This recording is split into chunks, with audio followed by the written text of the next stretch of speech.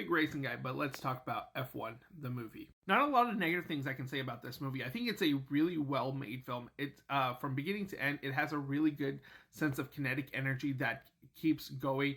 I don't feel like there is a dull point in the movie, even though it is 2.5 hours long.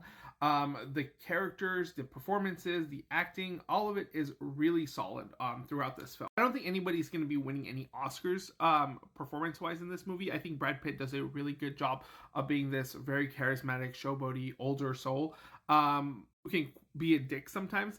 And opposite him, Damson Idris, who plays a cocky young rookie, does a really good job, and you can see how he's learning from Brad Pitt, seeing how he does things, and kind of plays off of that. But I think the standout, if anybody does get any type of Oscar buzz or recognition, I think it's going to be Kerry Condon or Javier Bardem. I think they are the highlights of the film. I think they bring a really good sense of charisma and passion to the film. I do think the weakest point of the film is its story and some of its writing. I think there was a mentor-student story that they could have told in a much more compelling way. I think Cars 3 actually did this concept a lot better. Because for the most part, both of them are kind of dicks to each other for the most of the film, and you don't really see that sense of respect or agency to like teach or learn from until the very end, and it kind of feels a little rushed and forced. But the film does have some funny one-liners. It's entertaining. Like I said, it has a really good sense of energy.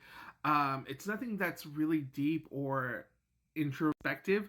It's a movie that does what it wants to do very well, which is the racing. I think the highlight of the film is Joseph Krasinski's direction and the sound and the racing atmosphere that he creates. He did a magnificent job with Top Gun Maverick, making you feel like you're in the cockpit, flying in the air, and that's something that he does really well here. It makes you feel really much inside a F1 racing car, and he builds tension so well. Like, anything can happen, how dangerous this form of racing is, and how little protection you actually have, and when things go awry, it really makes your heart kind of like pound and sink, especially when there is this really devastating crash in the film. So I do credit him for that, and the sound design, and even Hans Zimmer's score is really solid in this film. It really does feel like you are on the forefront of a racing car.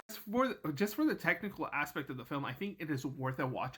I do think it's a really solid, fun, entertaining experience. Like, it is something you can go to the theaters and just experience with popcorn in your mouth and just watching these really cool race sequences play out. But if you're going for a story that's a little bit more character driven or emotionally driven, you're not going to get a whole lot of that from this movie.